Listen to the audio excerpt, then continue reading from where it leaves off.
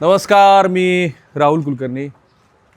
मी असं म्हणतो की आजचा भारत किंवा हिंदुस्थान म्हणा, ह्याचं जे काही प्राकृतिक रूप आहे ना, त्याच्यात मुख्यत्वे मराठ्यांचं फार मोठं कॉन्ट्रीब्युशन आहे. अटक ते कटक माहितीच आहे आपल्याला. आणि हा केवळ आपल्या क्षेत्रीय संदर्भातला स्वाभिमान नाही आहे, तर मराठ्यांनी, आणि मराठा हा शब्द मी प्रदेशवाचक म्हणतो आहे, तर त्यांनी जे स्वकर्तृत्व अखिल हिंदुस्थानामध्ये दाखवलं त्याचं ते कारण आहे. आणि म्हणून बघा, आज जेवढा भारत आपल्याला दिसतो, तुम्ही कटकला जात तिथे तुम्हाला भोसले दिसतील. मध्य प्रदेशात तर काही सांगायचं कारण नाही. तंजावरला खाली गेला तर तिथे भोसले दिसतील. आणि मग अशा वेळेला एका अशा ठिकाणातनं जर आपण एका अशा मालिकेची सुरुवात केली की ज्या मालिकेच्या माध्यमातनं आपल्याला या मराठी सरदारांचा, त्यांच्या कर्तृत्वाचा, त्यांनी उभा केलेल्या वास्तूंचा आणि त्या वास्तूंची निगडीत असलेल्या इतिहासांची ओळख पुन्हा एकदा महाराष्ट्राला करून देता आली तर. हे वाफगाव आहे, पुण्यापासून 36-37 किलोमीटर अंतरावरती. मल्हारराव होळकरांचं, म्हणजे होळकरांचं मूळ गाव. काय सुंदर वेस आहे. ह्या वेसेबरोबर तुमचा अनेक जणांचा नॉस्टेल्जिया जोडला गेला असेल ना. सुंदर अशी भौमितिक अशी रचना, तिथे ते जे काही दिसतील तशा पद्धतीची चिन्ह. आणि मग ह्या इतिहासाचा आपल्याला आढावा घेण्यासाठी जर त्यांच्याच कुटुंबातले सदस्य असतील तर या. तुमचा तर आहेच माझ्याशी परिचय, पुन्हा एकदा नव्याने आपण. कसं आहेत? Always fine. Yes, fine. So तुम्ही होळकर कुटुंबातले कितव्या पिढीचे सदस्य? आणि तुमचं पूर्ण नावही आपण एकदा सांगू. 13वी पिढी. भूषणसिंह. माझं नाव भूषणसिंह राजे होळकर. मी होळकर घराण्याची 13वी जनरेशन आहे. मी स्वतः आर्किटेक्ट आहे. आणि जरी आमची शौर्याची परंपरा असली, लढाईची परंपरा असली, तरी आता जो काळ बदलला, त्या काळानुरूप आपण स्वतःला अपग्रेड केलं पाहिजे. त्यामुळे शिक्षण हेच आजचं हतियार आहे. आणि त्या हतियाराचा उपयोग करून आम्ही आजच्या या लोकशाहीमध्ये वावरतोय. आणि यांच्या माध्यमातून मी इतक्या अफलातून वास्तू तुम्हाला दाखवणार आहे. बुरुजामध्ये असलेली विहीर, 3 मीटर अंतरापर्यंत जाडजूड असलेली संरक्षक अशी भिंत, अनेक साऱ्या अद्भुत वास्तू ज्यात टाकसाळ पण आहे. खरं तर ती टाकसाळ आहे की आणखी काय आहे. आणि बुरुजामध्ये असलेले गुप्त दरवाजे. महत्त्वाचं म्हणजे अशा वास्तूत मी उभा आहे. मला वाटतं होळकर कुटुंबातले सगळे सदस्य, मुळात मल्हाररावांचं हे सगळं. मल्हारराव होळकरांनी हा किल्ला बांधला. अहिल्यादेवी, सुभेदार तुकोजीराव होळकर, महाराजा यशवंतराव होळकर हे सगळे इथं राहिलेले आहेत. महाराजा यशवंतराव होळकरांचा जन्मच या किल्ल्यामध्ये झालेला आहे. आणि होळकरांचं हे मूळ गाव. होळकरांचं हे मूळ गाव आहे. आता ही जी रचना आहे ही तशी प्रत्येक गावासाठीची ही संरक्षक रचना आहे. हो, बरोबर ना. हो. किती जाडजूड असे दरवाजे आहेत. या साखळीचा काय बॅक पूर्ण करण्यासाठी साखळदंड जो आहे तो हा दरवाजा लॉक करण्यासाठी. आता ती साखळी तुटलेली आहे. तुम्ही जर पाहिलं तर तो दरवाजा उघड बंद करताना त्याचा एक अडक व्हावा, म्हणजे तो या दिशेला बाहेर जाऊ नये, तर त्यासाठी ती साखळदंड आहे. आणि ही पूर्ण गावची वेस आहे. संपूर्ण गावाला ही वेस होती. आणि गाव पूर्वीचं जे होतं ते या वेशीच्या आतमध्ये, बाजारपेठ बाहेर होती. आणि मग त्या गावाला संरक्षण म्हणून हा दरवाजा आणि ही सगळी दगडी वेस जी आहे ती बांधलेली आहे, भिंत बांधलेली आहे. आणि गावाला पूर्ण तटबंदी आहे. पूर्ण गावाला तटबंदी आहे. आणि त्या तटबंदीच्या बाहेर जी वेळू नदी आहे, त्या वेळू नदीचा उपयोग खंदकासारखा त्यांनी केलेला आहे. ती नदी अशी फिरवून एका साईडने ओढा आणि एका साईडने नदी, पूर्ण गावाला त्याचं एक वेगळं नैसर्गिक संरक्षण मिळवलेलं आहे. मला व्यक्तिशः विचाराल तर होळकरांचा आणि त्यात मल्हाररावांचा पहिला परिचय एक इतिहास पुरुष म्हणून मला कुठे झाला, तर तो पानिपतच्या युद्धात झाला. मल्हाररावांचं शौर्य मध्य भारतात ते मोठ्या प्रमाणात दाखवतच होते. आणि मग एक तिसरी लढाई जी पानिपतची झाली, आणि असं म्हणतात की तिथं जे मराठ्यांच्या 80,000 बांगड्या फुटल्या, अनेक लोक त्याला पानिपत झालं, विश्वासराव तिथेच गेला, विश्वास वगैरे असं म्हणतात. चुकीचं आहे. मुळात त्या युद्धामध्ये मराठ्यांनी इतका पराक्रम केला की त्याच्यानंतर अहमदशाह अब्दाली परत आलाच नाही. पण तो एक वेगळा, पण मूळ पुरुष मल्हाररावच. हो, तसं बघायला गेलं तर मल्हाररावांच्या आधी, म्हणजे मल्हाररावांचे जे आजोबा होते हिंगोजी होळकर, ते त्यांना सुपे बारामती परगण्याची देशगौडकी, म्हणजे एक प्रकारची देशमुखी त्यांना होती 63 गावची. आणि तो सुपे बारामती परगणा सगळा त्यांच्या ह्याच्यामध्ये होता. शहाजी महाराजांच्या बरोबर होळकर दक्षिणेमध्ये अगदी तंजावर पर्यंत गेल्याचे सुद्धा उल्लेख आज आपल्याला इतिहास अभ्यास करताना सापडतात. आणि त्यांच्यानंतर त्यांचे नातू मल्हारराव होळकर यांनी पराक्रम गाजवला आणि ते माळव्याचे सुभेदार झाले. त्यांनी हे आपलं मूळ गाव म्हणून मग या वाफगावमध्ये आपला एक बेस बनवला, जो विशेष करून सैन्याचा बेस होता. जेव्हा ते उत्तरेतून पुण्याकडे यायचे त्यावेळेला त्यांचं वास्तव्य या वाफगावमध्ये असायचं आणि मग काही ठराविक लोकांना घेऊन ते मग पुण्याकडे जायचे. मुख्य जे सैन्य असायचं ते इथे वाफगावला थांबायचं. आणि इथून पुणे किती किलोमीटर आणि किती कोस येतं त्या भाषेत? इथून साधारणपणे पुणे आजच्या आपण ह्याच्यात कॅल्क्युलेशन्स मध्ये बोलायचं झालं तर साधारण 45 किलोमीटरच्या आसपास पुणे आहे. आणि उत्तरेतून येत असताना इंदोरहून निघाले की 100 किलोमीटरवर महेश्वर हा पहिला मुक्काम. महेश्वरहून निघाले की महेश्वरच्या पुढे 100 किलोमीटरवर सेंधवा आहे, तिथेही तो भुईकोट किल्ला आहे होळकरांचा, तो दुसरा मुक्काम. त्याच्यानंतर सेंधव्याहून पुढे निघाले की चांदवड, ते होळकरांचं स्थान आहे, तिथेही रंगमहाल वाडा वगैरे आहे, ते सेकंड स्टॉपेज. तिथून निघाले की मग डायरेक्ट वाफगाव, आणि वाफगावहून निघाले की पुणे. पुण्यामध्ये शनिवार पेठेत आज जे राष्ट्रीय स्वयंसेवक संघाचं कार्यालय आहे त्याच्या समोर जी अहिल्यादेवी होळकर हायस्कूल आहे, तो होळकरांचा वाडा होता जुन्या काळामध्ये. आणि भूषण सिंह मी गेली 2 दिवसापासून त्यांच्या सहवासात आहे, माझ्या असं लक्षात आलं की शिक्षणाचा त्यांच्या इतका उत्तम वापर इतिहास समजून घेण्यासाठी, त्या ऐतिहासिक घडामोडींचं आजच्या संदर्भामध्ये आकलन करून घेण्यासाठी कोणीच केलेलं नाही. त्यामुळे तुमचा अभ्यास असणं, त्या अभ्यासाचा शिक्षणाच्या दृष्टीने उपयोग ह्या सगळ्या संदर्भात करून घेणं हे फार महत्त्वाचं आहे. तुम्ही एक मगाशी गाडीमध्ये वाक्य बोललात की पुणे आणि साताऱ्यातनंच बहुतांश मराठा सरदार हे देशभर विखुरले, हे बरोबर ना? हा, म्हणजे मॅक्सिमम असं म्हणता येणार नाही की सगळेच, पण मॅक्सिमम जर आपण पाहिलं तर शिंदेचं मूळ गाव कनेरखेड आहे, होळकरांचं मूळ गाव आमचं हे वाफगाव आहे पुणे जिल्ह्यामध्ये, बडोद्याचे गायकवाड इथंच काही अंतरावर 10-12 किलोमीटरवर दावडी आहे, निमगाव, तिथले आहेत. आमचे होळकरांचे जे दिवाण होते गंगोबा तात्या चंद्रचूड, त्यांचं इथं गाव आहे. तर तळेगाव दाभाडे म्हणा आपण, किंवा तळेगाव ढमडेरे असेल, जाधवराव असतील सासवडला, पिलाजी जाधवरावांची फॅमिली, तर हे मॅक्सिमम लोक बऱ्यापैकी या 2 जिल्ह्यातून जे उत्तरेत गेले. साधारण रचना मला अशी दिसते की मुख्य सरदार आहेत, हो, आणि सरदारांच्या बरोबर पण त्यांनी नियुक्त केलेले उपसरदार आहेत, बरोबर? हो हो हो. असे होळकरांचे किती? होळकरांना असे अनेक सरदार होते, पण त्याच्यातले जे मुख्य म्हणजे पानिपत मध्ये आपण म्हणतो की मराठ्यांची जी अब्दालीच्या विरोधात लढाई झाली, तर त्याच्यात जे भाऊंच्या जवळ, सदाशिवराव भाऊंच्या जवळ ज्यांचं प्रेत सापडलं ते संताजी वाघ हे होळकरांचे सेनापती होते. ते संताजी वाघ, आमचं नातंही होतं होळकरांचं त्यांच्याशी, त्यांना वाघ राजे असा खिताब होता. इंदोर जवळ त्यांना महितपूर दिलेला आहे, तिथेही त्यांचा वाडा आहे. आणि आता आपण जिथं वाफगावला आहोत इथून एक 20-25 किलोमीटरवर काठापूर आहे, तर त्या काठापूरला सुद्धा वाघ राजे यांचा तिथेही वाडा आहे. सो ज्यांना बांधकाम शास्त्राविषयी माहिती आहे त्यांना ते झिगझॅग टाईपची bonding, French bonding, English bonding वगैरे, सो आता ही जी बॉन्डिंग दिसते आहे ह्या कन्स्ट्रक्शनमध्ये, ह्याच्याबद्दल काही स्पेसिफिक सांगता येईल का आपल्याला? वेगळ्या पद्धतीची रचना आहे सगळी. आता हे जर आपण पाहिलं, पूर्वी जे कन्स्ट्रक्शन व्हायचं ते फ्लॅट ब्रिक मध्ये व्हायचं, म्हणजे भाजलेल्याच विटा पण फ्लॅट ब्रिक्स असायच्या.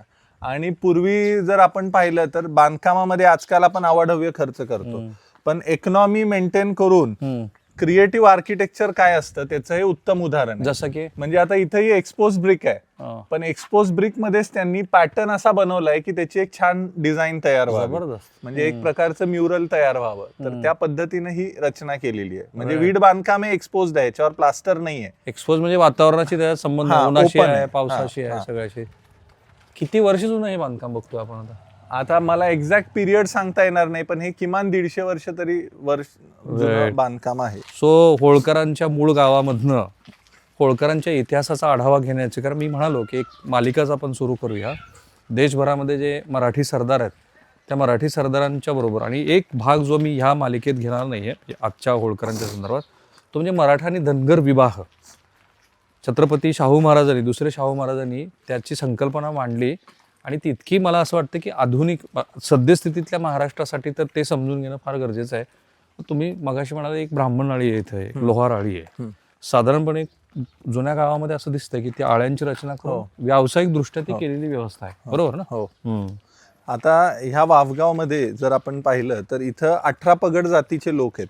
म्हणजे फक्त होळकरांच्या सैन्यामध्ये, कारण ते एक पूर्ण राज्य व्यवस्था होती, त्यामुळे कुठल्याही एका जातीवर फक्त अवलंबून राहता येणं शक्यच नव्हतं. तर ह्या व्यवस्थेमध्ये वेगवेगळ्या जात समूह, म्हणजे ते व्यवसायाने ज्या नावं पडलेली आहेत जातीची, तर ही वेगवेगळी जी जात समूह आहेत तर त्या सगळ्या जात समूहांना इथं बसवलेलं आहे. आता आपण इथं पाहिलं तर माळी समाज आहे, मराठा समाज मोठ्या प्रमाणावर आहे, धनगर समाज आहे, सगळे दलित समाज आहे, वेगवेगळे सुतार आहेत, लोहार आहेत, 18 पगड जातीतील सगळेच लोक इथं या वाफगावमध्ये वास्तव्याला आहेत. आणि विशेष तुम्हाला जर सांगायचं झालं तर याच वाफगाव मधून थिटे कुटुंब जे होतं इथलं वाफगावमध्ये, तर ते आमच्या तुकोजीराव महाराजांचे अंगरक्षक सुद्धा राहिलेले. म्हणजे जातीचं बंधन हे कधीच राहिलेलं नाहीये. It was a complete administrative decision की कोण सोबत असलं पाहिजे, काय असलं पाहिजे. मल्हारराव असतील किंवा अहिल्याबाई होळकर असतील, त्यांच्याबरोबरच आणखीन एक होळकर कुटुंबातला पराक्रमी पुरुष की ज्यांनी सलग 18 लढाया केल्या ब्रिटिशांच्या विरोधामध्ये. एकही लढाई ते हरले नाहीत. खऱ्या अर्थाने ब्रिटिशांच्या नाकी 9 ज्या कर्तृत्वान मराठी पुरुषांना आणला ते होळकर कुटुंबातले सदस्य. सो पहिली ब्रँच जर आपण मल्हाररावापासून म्हटलं तर पुढं सुभेदार मल्हारराव होळकरांच्या नंतर अहिल्यादेवींचे जे पती होते खंडेराव, त्यांचं निधन झालं. त्याच्यानंतर अहिल्यादेवींच्या मुलाचं म्हणजे मालेरावांचं पण निधन झालं. आणि मग अहिल्यादेवींनी जे मल्हारराव होळकरांचे पुतणे होते तुकोजीराव, त्यांना सुभेदारीची वस्त्र पेशव्यांच्याकडनं मिळवून दिली आणि ते सुभेदार झाले. त्याच तुकोजीरावांचे चिरंजीव म्हणजे महाराजा यशवंतराव होळकर. तुकोजीरावांच्या पर्यंत होळकरांना सुभेदारी होती. यशवंतराव होळकरांनी स्वतःचा राज्याभिषेक 6 जानेवारी 1799 करून घेतला आणि ते स्वतः महाराजे झाले. म्हणजे त्यांना ही खिताबत कुठल्या इंग्रज सरकारने किंवा मुघलांनी दिलेली नाहीये. त्यांनी स्वतःला सार्वभौम राजा करून घेतलं राज्याभिषेक करून. आणि त्या महाराजा यशवंतराव होळकरांचं हे वाफगाव जन्मगाव आहे. 3 डिसेंबर 1700 साधारण 35-37च्या दरम्यान त्यांचा इथं या वाफगावमध्ये जन्म झाला. आणि ज्याला आपण म्हणजे फ्रान्समध्ये नेपोलियन आणि भारतामध्ये महाराजा यशवंतराव होळकर हे दोघं समकालीन आहेत.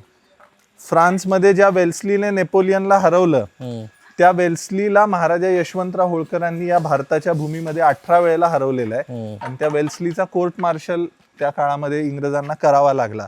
असा पराक्रम महाराजा यशवंतराव होळकरांचा होता. सगळ्या भारतीय राजे रजवाड्यांना एकत्र करून या देशाच्या स्वातंत्र्यासाठी लढण्याचा प्रयत्न त्यांनी केला. अगदी मराठे राजे तर सगळे एकत्र करण्याचा प्रयत्न केलाच, पण पंजाबमध्ये महाराजा रणजित सिंहांपर्यंत ते गेले. त्यांच्या ह्या पराक्रमाची चुनो की पहिली आणि शेवटची कदाचित मराठा सरदारांनी एकत्रित केलेली लढाई म्हणजे खर्ड्याची लढाई. ती निजामाच्या विरोधात होती. त्यांचं वयवर्ष 19 आणि 19व्या वर्षी होळकर कुटुंबातल्या ह्या पराक्रमी पुरुषानं जे कर्तृत्व दाखवलं, त्याच्यामुळं निजाम शरण आला. थोडे की नाही 3 कोटी रुपयाची तेव्हा त्यांनी चौथाई मान्य केली. कारण तोपर्यंत निजाम हा जसा मगरूर झाला होता, त्याला वाटत होतं की हे काय मराठा सरदार एकत्रित येणार नाहीत. ती शेवटची अशी लढाई आहे की जी पेशव्यांच्या नेतृत्वामध्ये शिंदे होळकरांनी एकत्रित लढली आणि निजामांना त्यांनी पराभूत केलं. सो तिथून त्यांचं जे कर्तृत्व दिसलं ते जसं त्यांनी सांगितलं त्याप्रमाणे 18-19 अशा लढाया आहेत की ज्या लढायामध्ये इंग्रजांनी त्या लढाया केल्या आणि प्रत्येक वेळेला होळकरांनी त्यांचा पराभव केला. सो हे राजराजेश्वर मंदिर आहे, बरोबर ना? हो. साधारणपणे मला वाटतं होळकरांच्या प्रत्येक राजधानीच्या ठिकाणी राजराजेश्वराचं मंदिर आपल्याला पाहायला मिळेल. आपण इंदोरला जा, आपण महेश्वरला जा. आणि एक व्यवस्था आमच्याकडे महेश्वरला अशी आहे, राजराजेश्वराच्या मंदिरामध्ये अखंड ज्योती म्हणजे नंदादीप तिथं प्रज्वलित केलेला आहे. आणि तो अहिल्यादेवींनी तेव्हापासून ती सुरुवात, जेव्हापासून होळकर घराणं झालं तेव्हापासून ती व्यवस्था तिथं आहे. आणि आजही आमच्याकडे वाड्यामध्ये अखंडित चालू आहे. हा नंदी तेव्हाचाच? हो, तेव्हाचाच. हे जे राजराजेश्वराचं मंदिर आहे हे सुभेदार तुकोजीराव होळकरांनी त्यांच्या वाफगावच्या वास्तव्यामध्ये बांधलेलं आहे. तुम्ही थोडासा कॅमेरा घेऊन मध्ये जाऊन या, कारण आम्ही इथेच उभा राहतो. ही वास्तू, हे मंदिर इतकं अप्रतिम आहे, त्याचं जतन झालं आहे, संवर्धन झालेलं आहे. हल्ली ह्याच वास्तूसाठी राज्य सरकारनं साधारणपणे आत्तापर्यंत 25 कोटी रुपयाचा निधी दिला आहे. आणि पुढं ह्या संपूर्ण किल्ल्याला त्याचं जे मूळ रूप आहे ते मूळ रूप आणण्याच्या दृष्टीनं भूषणसिंह प्रयत्न करतायत, राज्य सरकार त्यांच्याबरोबर उभा आहे. राज्य सरकारनं हे राज्य संरक्षक स्मारक म्हणून त्याला मान्यता दिली. आणि महत्त्वाचं म्हणजे होळकरकालीन असे पूजाचे साहित्यही मी तुम्हाला दाखवतो. हा जो पाट आहे ना, एक तर ही जी पिंडी आहे, ही पिंडी जिथे अहिल्याबाई होळकर, मल्हारराव, यशवंतराव असे सगळे पराक्रमी पुरुष येऊन गेले, ही ती पिंडी. आणि महत्त्वाचं म्हणजे हा जो पाट आहे, तो पाट पण त्याच काळातला ना. हो, हा पण त्याच काळातला पाट आहे. आता आम्ही त्याला व्यवस्थित असावा म्हणून रिस्टोर करून घेतला. पण ज्यावेळेला त्याचं ते टेस्टिंग चालू होतं त्यावेळेला आमच्या ते असं लक्षात आलं की ह्याचा जो एज आहे ती पण साधारण त्याच समकालीन. असे लाकडामध्ये स्पेसिफिक असं काही लाकूड म्हणजे पितळी काम आहे, रिवेट वर्क त्याला म्हणतो, ते आजचं नाहीये, ते त्या काळातच व्हायचं. आणि ही त्या काळातलीच भांडी. हो, दीक्षित पुजारी आपल्यासाठी त्या काळातल्या भांड्यांच्या आणि पूजेचे साहित्य घेऊन आलेत. पण मी जे तुम्हाला आहे ना नाव तुकोजी ओळख, महत्वाचं आहे की ह्या संपूर्ण कव्हरेजमध्ये या थोडा अलीकडे हे जरा दाखवा वाचतो.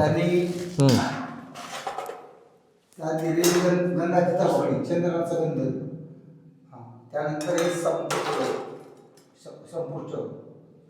हे शाळेकडे ठेवायसाठी भांड आणि गंगा त्यावेळेची आणि त्याचं हे आसन. हे मी दीक्षितांना यासाठी आणायला लावलं की अहिल्याबाईंचं साधारण चित्र अखिल हिंदुस्थानात, अखिल भारतात काय, अत्यंत धार्मिक प्रवृत्तीच्या आणि ज्यांनी भारतभरातल्या अनेक अशा वास्तू आहेत की ज्या पुनर्जीवित केल्या, अनेक मंदिरांचं पुनर्निर्माण केलं. आणि त्यांची ती प्रतिमा की हातात पिंडी घेतलेली अहिल्याबाई, अहिल्यादेवी हे आपल्या सतत डोळ्यासमोर असते. म्हणून मी ते त्यांना म्हटलं की थोडीशी भांडी घेऊन आपण मी जे तुम्हाला वास्तू दाखवणार आहे आत्ता, त्या इतक्या अद्भुत आहेत की त्या बांधकामाचंही कौतुक, त्याची रचना करणाऱ्यांचंही कौतुक. म्हणजे बुरुजामध्ये विहीर असणं आणि सायफन पद्धतीनं कारंजे उभा करणं हे कला त्यावेळेला होती. मराठी स्थापत्य शैलीबद्दल फारसं बोललं गेलेलं नाही. पण मला सांगा, यशवंतरावांच्या ह्या ज्या ब्रिटिशांबरोबर लढाया झाल्या, त्या प्रत्येक लढायात काही त्यांचे विशिष्ट असे डावपेच असायचे की ज्याच्या आधारावरती त्यांनी ब्रिटिशांना पराभूत केलं? छत्रपती शिवाजी महाराजांची जी गुरिल्ला वॉरफेअर म्हणजे गनिमी कावा ही जी पद्धत होती, ती पद्धत नंतर मल्हारराव होळकरांनी अवलंबली. पण होळकरांचं जे कार्यक्षेत्र होतं ते कार्यक्षेत्र माळव्यामध्ये होतं. आणि माळव्याची जर जॉग्रफी आपण पाहिली तर ती सपाट जमीन आहे. तिथं आपल्या सह्याद्री सारख्या पर्वतरांगा नाही आहेत, छोट्या छोट्या टेकड्या असतील. तर त्यांनी त्या गनिमी काव्याला थोडंसं अजून त्यांच्या पद्धतीनं मॉडिफाय केलं. आणि ती टेक्निक मग उत्तरेमध्ये हे सगळे जे आपले सरदार गेले हे ती टेक्निक वापरू लागले. महाराजा यशवंतराव होळकरांनी त्याला फ्रेंच सैन्याची जोड दिली. त्यांचे जे काही मॉडर्न टेक्निक्स होत्या त्या इम्प्लिमेंट केल्या आणि मग त्या पद्धतीनं ते लढत राहिले. म्हणजे it's a mix of all the techniques. Correct. आणि हा असा भव्य दिव्य असा प्रवेशद्वार आहे. तर ह्या किल्ल्याची जी जॉग्रफी आहे, म्हणजे हा लांबी रुंदी किती आहे, ह्याच्यात एकूण किती बुरुज आहेत? ह्या किल्ल्यामध्ये हा भुईकोट किल्ला आहे. हाच किल्ला दाखवा आधी. या भुईकोट किल्ल्यामध्ये साधारणपणे 7 बुरुज आहेत. 7 वेगवेगळे बुरुज आहेत. हा आता जो आपण पाहतोय हा उत्तर दरवाजा आहे. हा मुख्य दरवाजा आहे किल्ल्याचा. ह्याची रचना जर आपण पाहिली तर हे साधारण शनिवार वाड्याला साम्य अशी रचना आहे. आणि दोन्हीच्या बांधकामाचा जो कालखंड आहे तोही साधारण सेमच आहे. त्यामुळे ह्याची जी ही रचना आहे आपण जर पाहिलं तर मराठा शैलीमध्ये म्हणजे पेशवे काळामध्ये दगडी बांधकामाच्या वर वीट बांधकामाची पद्धत आली. शिव काळामध्ये जर आपण पाहिलं तर संपूर्ण दगडी बांधकाम असायचं. नंतरच्या काळामध्ये मग हे वीट बांधकाम आणि त्याचं कॉम्बिनेशन करून अत्यंत सुंदर अशी ही रचना झाली. ह्याच्यात मला एक विशेष हे सांगायचं आहे की होळकर भुईकोट किल्ले का बांधू शकले किंवा नंतरच्या या सरदारांनी भुईकोट का बांधले, तर मराठ्यांचं सामर्थ्य थोरल्या शाहू महाराजांच्या वेळेला, बाजीराव पेशव्यांच्या वेळेला आणि मल्हारराव होळकरांच्या वेळेला इतकं झालं होतं की त्यांच्यावर चालून येण्याची कुणाची हिंमत नव्हती. महत्वाचं आहे. त्यामुळं भुईकोट किल्ला बांधून आम्ही सुजलाम सुफलाम आपल्या महाराष्ट्रामध्ये राहू शकतो इतकी दहशत आणि इतकी धमक त्यांनी त्या काळामध्ये निर्माण केलेली. आणि जुन्या स्थापत्य शैलीची ही एक रचना बघा की इथे हा काय झरोका म्हणायचा, नाही, ते किल्ल्याचा जो मुख्य दरवाजा आहे हा त्याच्यातून जे पहारेकरी असतील त्यांना पाणी आणायला विहिरीकडे जायला रस्ता आहे आणि त्या रस्त्याला उजेड मिळाला पाहिजे, वारा मिळायला पाहिजे, ह्यासाठी तो एक व्हेंटिलेटर तिथं तो दिलेला आहे. मला वाटतं हत्ती किंवा इतर कुठल्या आक्रमकांनी हल्ला दरवाजा करू- तोडू नये याच्यासाठी ते लोखंडी सुळे बसवलेले आहेत. तर हे तुम्ही बऱ्याच किल्ल्यावरती पाहिलं असेल, पण हे नसेल पाहिलं किंवा काही किल्ल्यात, भुईकोट किल्ल्यामध्ये ती रचना आहे. सो भूषण सिंगजी, हे काय नेमकी रचना आहे? हा जो रस्ता आहे हा या पूर्ण तटाच्या मधून साधारण 10.5-11 फुटाचा तट असेल, तर ह्या पायऱ्या वर जातात आणि ह्या तटाच्या मधून तो अंडरग्राऊंड असा तो एक भुयारी मार्ग आहे, तो डायरेक्ट त्या बुर्जामध्ये एक विहीर आहे, त्या विहिरीजवळ निघतो. म्हणजे पहारेकऱ्याला जागा सोडून पटकन जाऊन पाणी जे त्याची प्यायची रिक्वायरमेंट असेल काय असेल तर तो जाऊन तिथून घेऊन येऊ शकतो, असं प्रोव्हिजन ते केलेलं आहे. राईट. आणि कुठल्याही किल्ल्याची एक साधारण संरक्षणात्मक रचना अशी असते की जे मुख्य प्रवेशद्वार आहे ते प्रवेशद्वार कधीही अशा वास्तूंना समोर थेट दिसत नाही आपल्याला की जिथनं शत्रू थेट तुमच्यावरती हल्ला करू शकेल. कारण ही एक असा पॅसेज आहे, तो बऱ्याच भुईकोट किल्ल्यामध्ये तुम्हाला पाहायला मिळाला असेल की जो संरक्षणाची अशी व्यवस्था करतो. पण आता मी जे वारंवार म्हणतोय तुम्हाला की अशी एक उत्तम अशी स्थापत्य शैली ह्या बांधकामाच्या निमित्ताने महाराष्ट्र बघणार आहे आणि त्यासोबतच त्या कर्तृत्वाची आपण चर्चा करणारच आहोत. पण ते ह्यासाठी महत्त्वाचं आहे की अशा सगळ्या वास्तू, जसं रायगड असेल, राजगड असेल, त्याचं जतन करून अत्यंत अभिमानानं महाराष्ट्रानं जगाला सांगावं आणि सगळ्या भाषेत सांगावं, मराठी तर सांगावं, अशी आता नितांत त्याची गरज आहे. पण हे रिस्टोरेशन ह्याची सुरुवात कशी झाली? आता जे आपण रिस्टोरेशन पाहतोय, मूळमध्ये इथं होळकरांनीच महाराष्ट्रामध्ये तरुणांना शिक्षण मिळावं, शिक्षणाचा अभाव होता, तर ते शिक्षणाला प्रोत्साहन मिळावं म्हणून कर्मवीर भाऊराव पाटलांना 1950 साली ही किल्ल्याची जागा ही वापरायला दिली होती की तुम्ही चांगलं काम करताय शिक्षण क्षेत्रामध्ये आणि या आमच्या मूळ गावात लोकांना शिक्षण पोचावं यासाठी तुम्ही ही शाळा सुरू करा. ही बरेच वर्ष शाळा सुरू राहिली. आता रयत शिक्षण संस्था ही सुजलाम सुफलाम झालेली आहे. तर आम्ही विनंती केली आदरणीय पवार साहेब जे रयतचे अध्यक्ष आहेत की हा किल्ला होळकर घराण्याचं एक अस्मिता स्थान आहे आणि त्याचं जतन संवर्धन झालं पाहिजे. महाराष्ट्रातून देशातून होळकर प्रेमींना त्याचं अट्रॅक्शन आहे, तर ही सगळ्यांचीच मागणी होती. आणि मग एकदा आम्ही पवार साहेबांना इथं घेऊन आलो, त्यांना हे सगळं दाखवलं, तर त्यांनाही ते पटलं की ऐतिहासिक वास्तू आहे, संवर्धन झालं पाहिजे.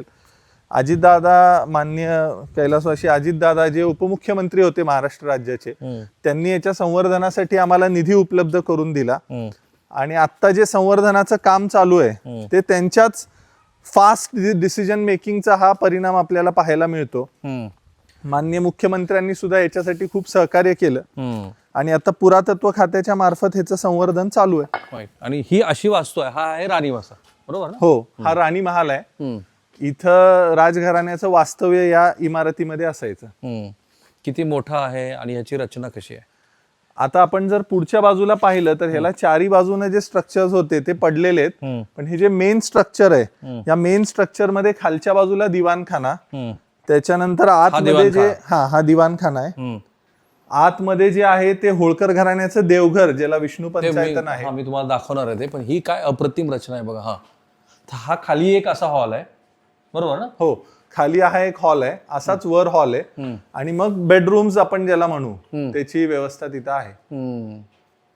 आणि साधारणपणे इथे राणीवसामध्ये किती खोल्या आहेत, कशा पद्धतीची त्यांची निवासाची व्यवस्था आहे? वरच्या बाजूला 4 रूम्स आहेत, खाली 4 रूम्स आहेत आणि 2 मोठे हॉल्स आहेत, प्लस त्याला कनेक्टिंग टॉयलेट एरिया सुद्धा आहेत.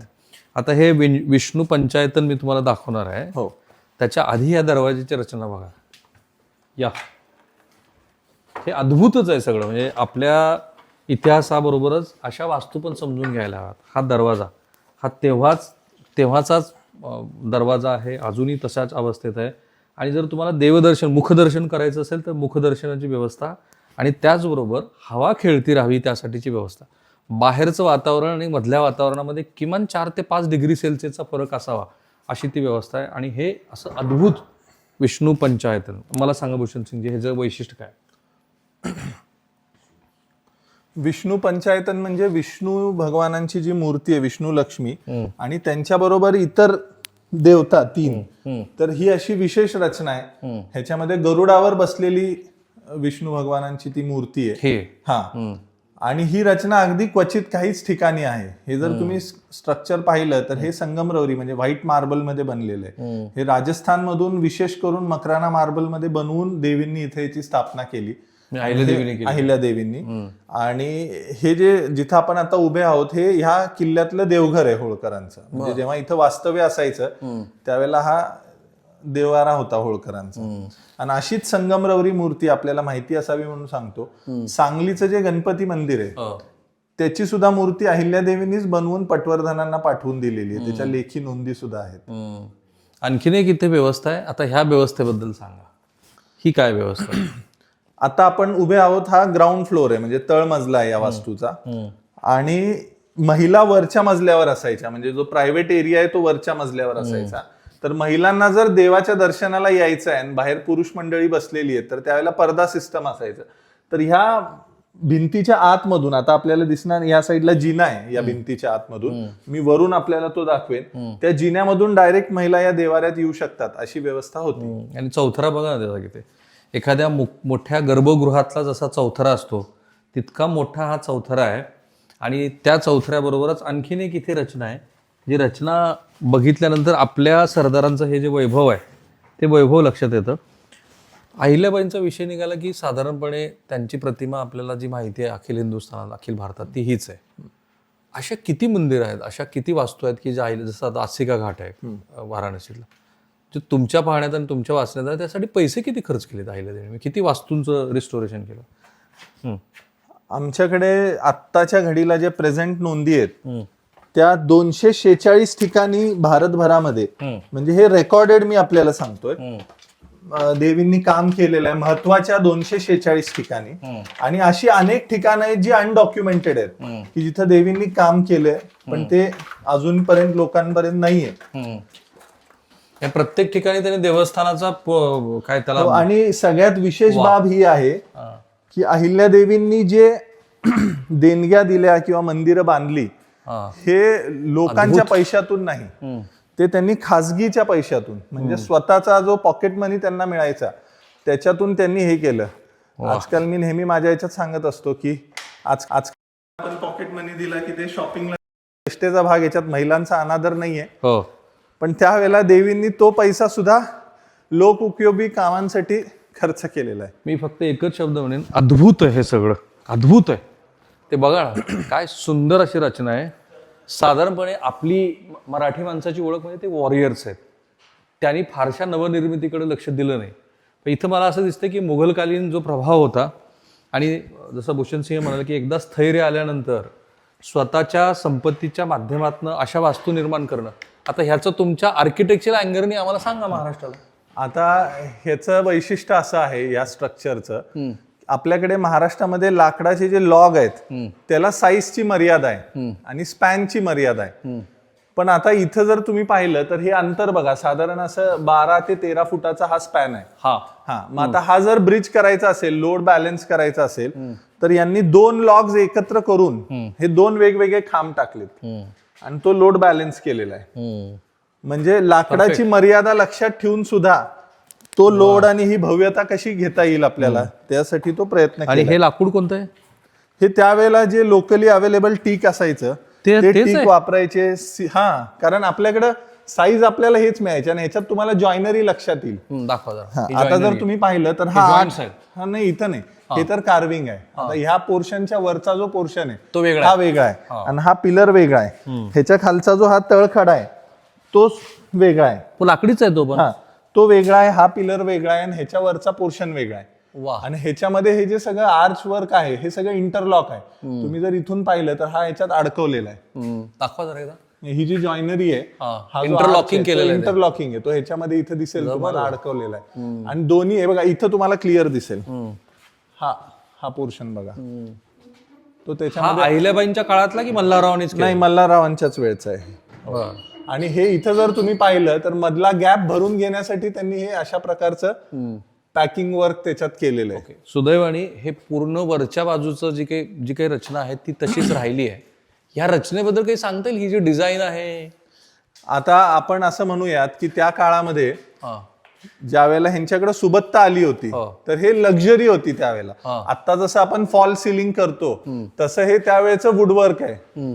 म्हणजे सिलिंगची रचना अट्रॅक्टिव्हनेस येण्यासाठी. आणि जर भिंतीकडे आपण पाहिलं तर ह्याच्यात तुम्हाला अनेक असे छोट्या छोट्या देवळ्या दिसतील. हो.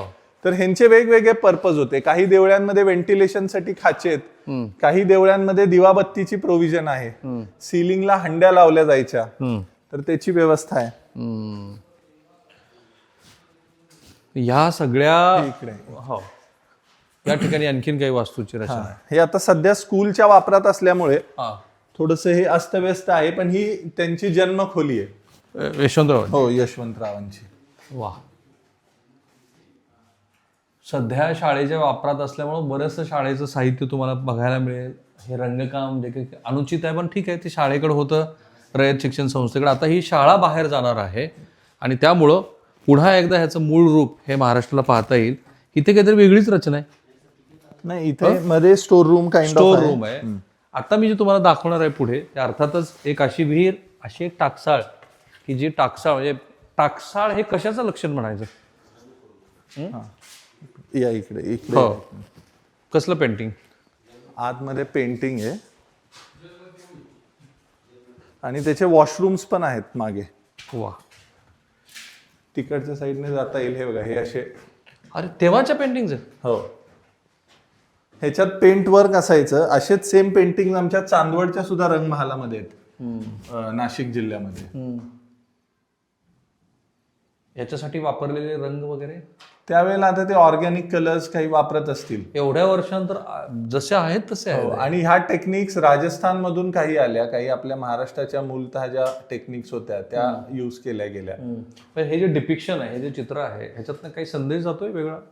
आता ह्याच्यामध्ये जर आपण पाहिलं महिषासुरमर्दिनी आहे तर इथं आपण कुत्रा पाहतोय, हो. घोडा आहे, घोड्यावर हे खंडोबा साधारण असेल आणि हे खंडोबाची म्हाळसाई. अशा पद्धतीचं ते एक हे आहे. आणि इकडे महिषासुर तर नाही आहे, देवीचं रूप आहे. गणपती आहे आणि ते देवीचं रूप आहे.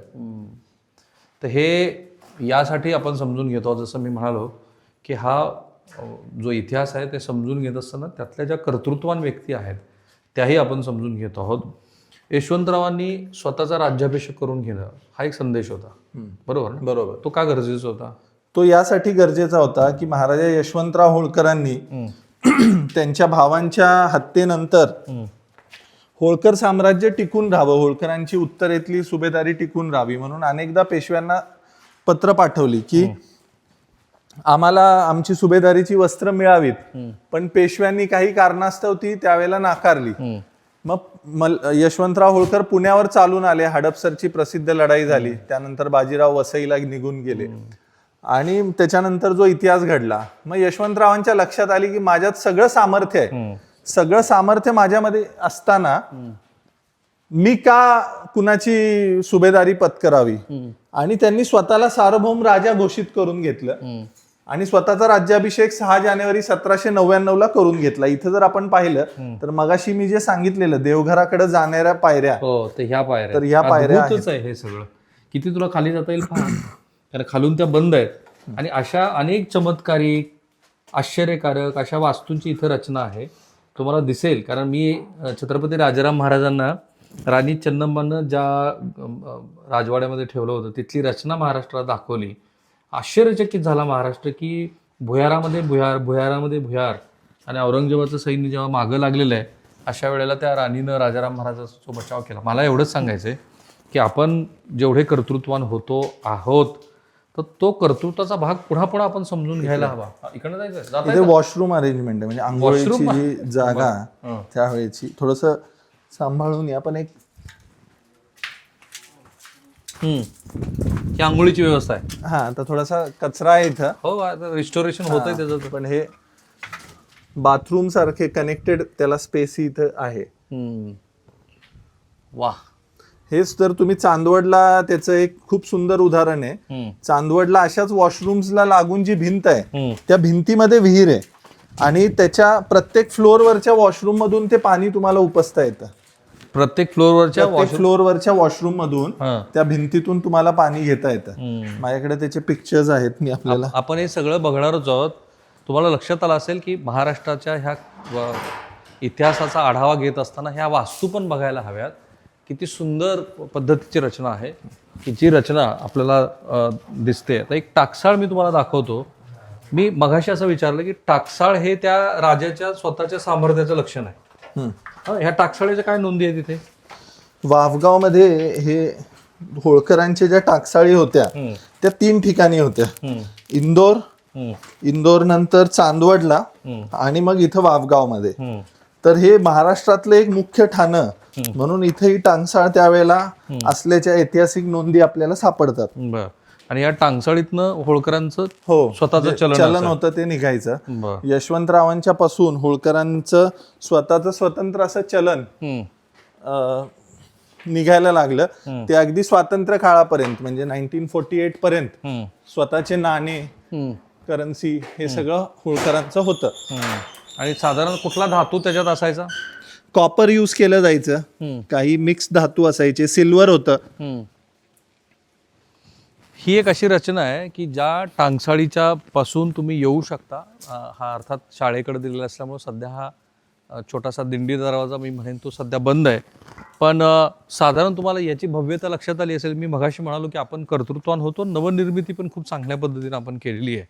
अनेक ठिकाणी जसं छत्रपती शिवाजी महाराजांनी किल्ले बांधले, पूर्वीच्या किल्ल्यांची डागडुजी केली, त्याची तटबंदी केली आणि मग आपण बघितलं की 300-350 किल्ले हे छत्रपती शिवाजी महाराजांच्या काळामध्ये झाले. सो मल्हाररावांचं हे जे कर्तृत्व आहे ते आधी कोणी ओळखलं आणि मग त्यांचा जो विस्तार आहे, कारण तुम्ही मगाशी म्हणालात की एक मोठा नकाशाच आहे तुमच्याकडे होळकरांच्या साम्राज्याचा. मल्हारराव होळकर सगळ्यात पहिले एक सामान्य सैनिक म्हणून ज्यावेळेला दिल्लीवर पहिली स्वारी झाली बाळाजी विश्वनाथांची, त्या स्वारीमध्ये मल्हारराव होळकर उत्तरेत गेल्याच्या नोंदी आहेत सामान्य सैनिक म्हणून. त्यावेळेला त्यांचे आणि बाजीराव पेशव्यांचे काही छोट्या कारणावरून काही वादही झाल्याचे आपल्याला इतिहासात वाचायला मिळतं. नंतरच्या काळामध्ये मल्हारराव होळकर हे बडवानीच्या राणांच्याकडं सेनापती म्हणून राहिले आणि त्यांनी स्वतःचं सैन्य डेव्हलप केलं. बडवानीवर जेव्हा पेशव्यांची स्वारी झाली त्यावेळेला समोरचा सेनापती कोण आहे जो इतकी निकराची लढाई देतो, आणि मग ते नाव कळाल्यानंतर मल्हारराव होळकर, बाजीराव पेशवे म्हणाले अरे हे तर आपल्या बरोबर होते, मग हे तिकडं का? मग त्यावेळेला ती लढाई तिथं मिटली आणि मल्हारराव होळकर आणि बाजीरावांची पुन्हा मैत्री झाली आणि बाजीराव पेशव्यांच्या नेतृत्वामध्ये मल्हारराव होळकर उत्तरेमध्ये गेले आणि मग तिथून पुढचा इतिहास आपल्याला माहितीच आहे. आणि ही ती टांगसाळी जागा. पण ह्या साधारण रचनेच्या खाली काय असावं, कारण किती रूम आहेत, किती खोल्या असाव्या? आता एक साधारण आम्ही जे क्लिनिंग केलं होतं मध्ये, तर एक साधारण आम्हाला 6-7 रूम्स पर्यंत आम्ही सगळं शोधू शकलो. पण तशा अनेक रूम्स खाली असाव्यात, कारण काही ठिकाणी बंद आहे, काही ठिकाणी डेब्रिज कचरा पडलेला आहे. त्यामुळे ते जसं आता पुढच्या फेजमध्ये क्लीन होईल तसं ते आपल्याला सगळं चांगल्या पद्धतीने निदर्शनास येईल. आणि ते जसं निदर्शनास येईल तसं या बाजूने जसं निदर्शनास येईल तसं तुम्हाला अनेक नवीन गोष्टी दिसू शकतात. कारण ही जी टांगसाळ आहे ती टांगसाळ आतमध्ये आहे, भूगर्भाच्या आत. ती आतमधली जी रचना आहे ती नेमकी काय आहे ह्याबद्दलचा अजूनही कोणाला अंदाज आलेला नाही आहे. साधारणपणे असं दिसतं आहे की ह्या रचनेमध्ये कितीतरी खोल्या असू शकतात. कुणी फारसं आतमध्ये जाऊ शकलेलं नाही आहे. हेच बघा ना, हा जमिनीवरचा भाग किती मोठा आहे, हा जमिनीच्या खालचा भाग, आणि या खालच्या भागामध्ये ही जी रचना दिसते ती रचना ओलांडून ती पूर्णपणे खुली करून कुणी पाहिलेलं नाही. आणि साधारणपणे शाळा असल्यामुळं शाळाच्या विद्यार्थ्यांनी टाकलेले काही कचऱ्याचे भाग इथं तुम्हाला दिसतील. पण तुमचा काय अंदाज आहे, हे पूर्ण अशा असाव्यात की, कारण तुम्ही बघितलेलं नाही पण एक आर्किटेक्चर म्हणून तुम्हाला? आता आम्ही जे पाहिलं तर ह्याच्यात 2 गोष्टी आम्हाला आढळतात. खालचं जे स्ट्रक्चर आहे चेंबर्सच्या पद्धतीचं, ते यासाठी केलेलं असावं की खाली फाउंडेशन नसेल. आणि मग आता जसं आपण पाईल फाउंडेशन घेतो तसं त्या काळात कॉन्क्रीट नव्हतं. मग भिंती घ्यायचे, त्याच्यावर आर्च करायचे आणि मग परत त्याच्यावर लाकडं वगैरे टाकून भरून तो एक बेस तयार केला जायचा इमारतीसाठी. मग खालची जागा वापरायची मग ते स्टोरेजसाठी, वेगवेगळे तुमचे जे खलबतखाने वगैरे असतील ह्याच्यासाठी त्याचा वापर व्हायचा. खाली किती रूम असू शकतात? साधारण 30-32च्या आसपास तरी रूम्स खाली असतील. 30-32 रूमवर आपण उभा आहोत की ज्या कोणी बघितलेल्या नाहीये. आणि समोर जर तुम्ही पाहिलं तर त्या वॉल्सवर इकडच्या स्ट्रक्चरच्या वरच्या स्ट्रक्चरचे सुद्धा रिमेन्स दिसतात. आणि ह्या किल्ल्यातली आणखी भव्यता तुम्हाला दिसेल, कारण आता हे बऱ्यापैकी पुन्हा त्याची निर्मितीचं काम सुरू आहे. त्या वास्तूच्या म्हणजे जुन्या वास्तूच्याच सगळ्या बाबी लक्षात घेऊन हे पुन्हा जे उभा केलं जात आहे त्यातनं लक्षात येतं की हा वाडा किती भव्य असावा. आणि आतमध्ये गेल्यानंतर तर तुम्हाला आणखीन बऱ्याचशा गोष्टी अशा दिसणार आहेत की ज्यातनं लक्षात येईल आपल्याला की आपली समृद्धी साधारणपणे अहिल्यादेवीच्या मुख्यत्वे मध्य प्रदेशमधल्या इंदोरमध्येच त्यांचं वास्तव होतं. इथे किती काळ आल्याच्या नोंदी आहेत ऐतिहासिक दृष्ट्या? महाराष्ट्रामध्ये जेव्हा जेव्हा देवी यायच्या त्या वेळेला वाफगावला हा त्यांचा मुक्काम झालेला आहे. होळकर घराण्यातली अनेक लग्न इथं झालेली आहेत. बर. त्यामुळे इथं शेजारीच एक शेत आहे, त्याला मंडपाचं शेत असं म्हटलं जातं. तिथं गुळाण्याची विहीर, म्हणजे त्यावेळेला जे काय स्वीट केलं असेल गुळवणी तर ते त्याच्यामध्ये त्या विहिरीमध्ये केलेलं असेल. हाही दरवाजा तेव्हाचा. हो, आता जे आपण दरवाजा पाहतोय हा राजसदरेचा नगारखाना आहे. ही राजसदर आहे. हा, आतमध्ये राजसदर आहे आणि हा त्याचा नगारखाना आहे. त्या नगारखान्यामध्ये एंटर करत असताना सिक्युरिटीसाठीचे ज्या रूम्स आहेत, इथून वर नगारा वाजवायला जायच्या खोलीसाठीच्या ज्या पायऱ्या आहेत, इथून जाऊ शकतो आपण. हो हो, आपण वर जाऊया. हा एकदा दाखवा आपल्या प्रेक्षकांना की ही राजसदर आहे ना. हा, आतमध्ये ती राजसदर, या दरवाजातून जे तुम्हाला दिसेल आत ती राजसदर आहे. आणि हा तर राजसदरेचा दरवाजा आहे, ज्याला आपण नगारखाना असं म्हणू. इथून वर जाण्याचा प्रयत्न करू आपण. चला. असे बुरुजामध्ये किती वाटा आहेत?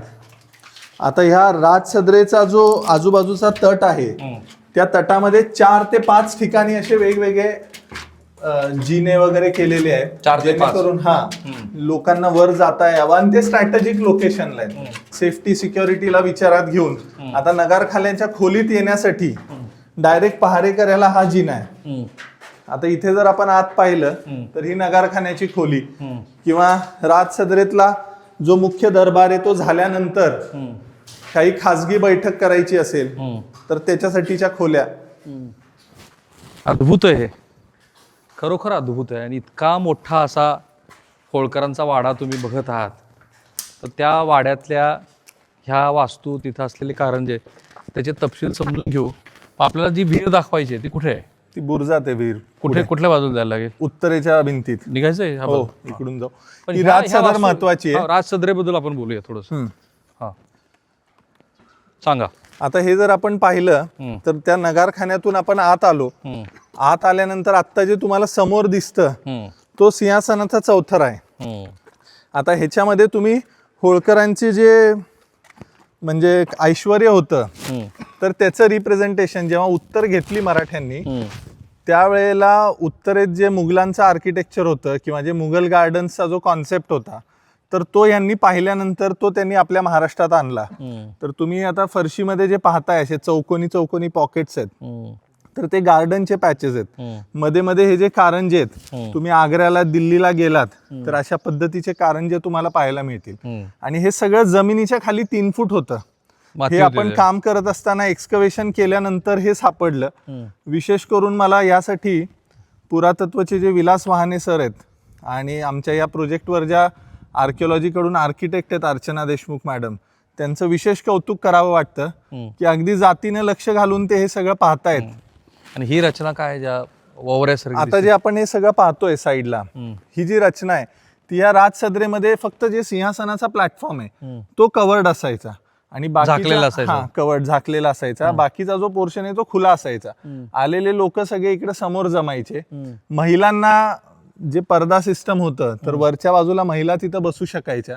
आणि एक सेफ्टी वॉल आहे तर त्या सेफ्टी वॉलला एक काहीतरी आर्किटेक्चरल एलिमेंट असावा, आर्चेस असावेत, त्या पद्धतीनं ही व्यवस्था आहे. आणि इथं विशेष एक गोष्ट अशी आहे की आता आपण जे समोर म्युरल पाहतोय भिंतीवर डिझाईन, त्याच्यावर पाण्याची टाकी आहे आणि त्या टाकीतलं जे पाणी आहे ते सायफन पद्धतीनं या कारंजातून वर येतं आणि मग हे कारंजे चालतात. तर अशी ती टेक्नॉलॉजी त्यावेळेला जेव्हा इलेक्ट्रिसिटी नव्हती त्यावेळेला केली. आणि या टाकीत पाणी येण्यासाठी डोंगरावर हत्ती तलाव बांधलेला आहे. त्या हत्ती तलावातून इथं पाणी येतं सायफन पद्धतीनं. हा, सायफन पद्धतीनं. आणि मग ते या कारंजांमधून ऑपरेट होतं. तुम्हाला वरची टाकी सुद्धा दाखवता येईल. वरची टाकी बघूया, पण महत्वाचं म्हणजे ती जी बुरुजातली विहीर आहे ती आपण आपल्या प्रेक्षकांना दाखवूया. नक्कीच. अशा ज्या टाक्या आहेत बुरुजामध्ये, हो, त्या किती टाक्या आहेत आणि सायफन पद्धतीनं ते जे यायचे हो, तुमचे फाउंटेन सुरू व्हायचे हो. असे किती फाउंटेन्स आहेत? फाउंटन्स आता राजसदरेमध्ये जे फाउंटन्स आहेत ते 3 फाउंटन्स आहेत मेन.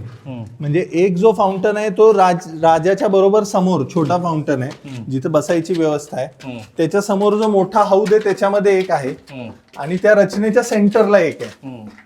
हा राजसदरेमधला झाला. तसाच राणी महालमध्ये सुद्धा फाउंटन आहे.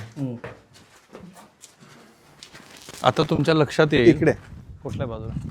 चला विहीर विहीर नाही, ते मी आधी तुम्हाला तो टँक दाखवतो. हो, हो. विहीर समोरच्या बुरुजात.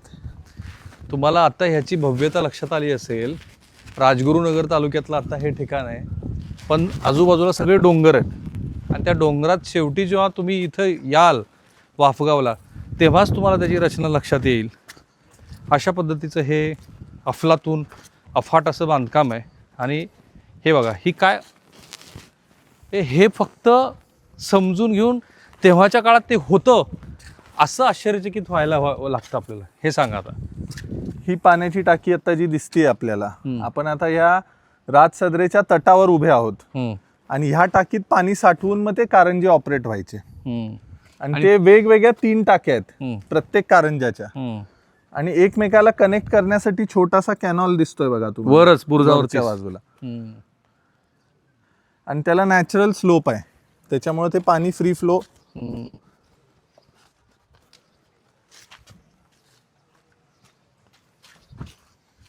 आहे की नाही अद्भुत. आता बुरुजाच्या विहिरीकडे जाऊया आपण.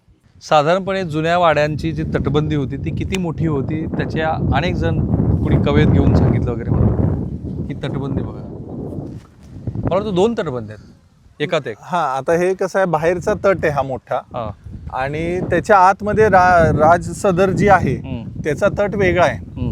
आणि तुम्ही जर आजूबाजूचा परिसर पाहिला तर ह्याच्या आसपास पूर्ण गाव आपल्याला पाहायला मिळेल. हो. आणि मला याच्यात विशेष एक गोष्ट सांगायची आहे की ह्या सगळ्या कामामध्ये किल्ल्याचं संवर्धन हे सगळं ह्याच्यामध्ये गावकऱ्यांचा खूप मोलाचा आणि सिंहाचा वाटा आहे. त्यांच्याशिवाय तर ते होणार नाही. कारण त्यांचं इतकं सहकार्य आहे आणि आपल्या गावातली वास्तू होतीये त्यासाठी सबंध गावकरी उत्साही आहेत, प्रयत्नशील आहेत. त्याच निमित्ताने आम्ही तो समोरचा रस्ता सुद्धा मागचे जे आमदार होते त्या सगळ्यांना सोबत घेऊन तो राजगुरुनगरवरनं येणारा रस्ता सुद्धा करून घेतला. आणि या विद्यार्थ्यांसाठी नवीन अद्ययावत शाळा सुद्धा येत्या काळात बांधायचं आपण आपला प्रयत्न आहे. साधारणपणे आपण इथे जरी उभा राहिलो तर हे अंतर हे किती असावी जाडी? हे साधारणपणे 8 फूट आहे. 8 फुटाच्या ठिकाणी उभा राहून उच्चतम पातळीवरती उभा राहून मी सांगतोय, पण ते 3 मीटर. हो, 3.5 मीटर. 3.5 मीटर म्हणजे किती? 12.5 फूट, 12 फूट. 12.5. आणि ती जी विहीर तुम्हाला दाखवायची होती ती विहीर आहे. आता त्या विहिरीबद्दल आम्हाला सांगा. आपण जर तो आता समोर जो दिसतोय तो उत्तरेचा तट आहे, उत्तर बाजूचा. आणि त्या तटामध्ये पूर्वेकडच्या बुरुजामध्ये ती विहीर आहे. बुरुजाच्या सेंटरला बरोबर ती विहीर आहे. आणि त्या विहिरीला जमिनीच्या लेवलवरनं, ग्राउंड लेवलवरनं पण जायला पायऱ्या आहेत आणि वरून तटावरनं सुद्धा ती विहीर वापरता येते. आणि तटाच्या मधून जो दरवाजावर पहारेकरी आहे त्याला सुद्धा त्या भुयारी मार्गाने विहिरीपर्यंत जाता येतं. अशी त्या विहिरीची रचना आहे जेणेकरून माणसाला जास्त फिरून विहिरीकडे जायला लागू नये. इझिली पाण्याचा आणि सगळ्या गोष्टीचा ऍक्सेस तिथं व्हावा या हेतूने त्या विहिरी बनवलेल्या आहेत. आणि दुसरं टेक्निक असं आहे की विहीर त्या बुरुजाच्या मध्ये असल्यामुळं ऊन त्याला लागत नाही, त्यामुळे इव्हॅपोरेशन मुळे जे पाणी जातं ते पाणी जायचा सुद्धा विषय राहत नाही. आणि आपण जे वर शेड पाहता तिथं तो हत्ती तलाव आहे जिथून सायफन. त्यांना विचारणार होतो की हे जे पाण्याचे साठे आहेत ते पाण्याचे साठे साधारण तुमच्या रचना लक्षात आली असेल की खोबणीत बसल्यासारखं हे गाव आहे वाफेगाव. त्या डोंगरधारातनं जे पाणी येतं ते त्यांनी थांबवलं, एका ठिकाणी साठवलं आणि मग ते सायफन पद्धतीने म्हणजे नैसर्गिक पाण्याच्या प्रवाहाप्रमाणे इथं आणलं. त्या बुरुजाची विहीर त्याची रचना तुम्ही बघितली. बरं तेवढ्यावरती थांबले का होळकर? नाही. तर त्यांनी मुघल कालखंडाप्रमाणे, कारण आता संपत्ती आहे, ऐश्वर्य आहे, राजेच आहेत ते, तर त्यांनी फाउंटेन पण केले आणि त्याच्यासाठी पण नैसर्गिक पाण्याची प्रवाही आपल्याला दाखवली. सो हा जो प्रवास मी तुम्हाला दाखवतोय त्याच्याबद्दल आय होप की बऱ्याचशा गोष्टी तुम्हाला नव्याने कळल्या असतील, काही तुम्हाला माहिती पण असतील. पण मला तुमचं मत जाणून घ्यायचं आहे, कारण आता माझा प्रयत्न असा आहे भूषण सिंगजी की ह्या निमित्ताने इंदोर असेल, ग्वालियर असेल, कटक असेल, या सगळ्या भागातले आपला इतिहास महाराष्ट्राचा मराठी माणसांनी साध्या सोप्या पद्धतीनं समजून घ्यावा. तुमचे आभार. थँक्यू सो मच की तुम्ही आमच्यासाठी वेळ दिला. आम्हालाही बरं वाटलं आपण आलात आणि आपण चांगल्या पद्धतीनं सगळ्या वेगवेगळ्या ऐतिहासिक वास्तू असतील, वेगवेगळे विषय असतील ते हाताळता. Thank you sir. Thank thank you you. So much. थांबूया आपण. धन्यवाद.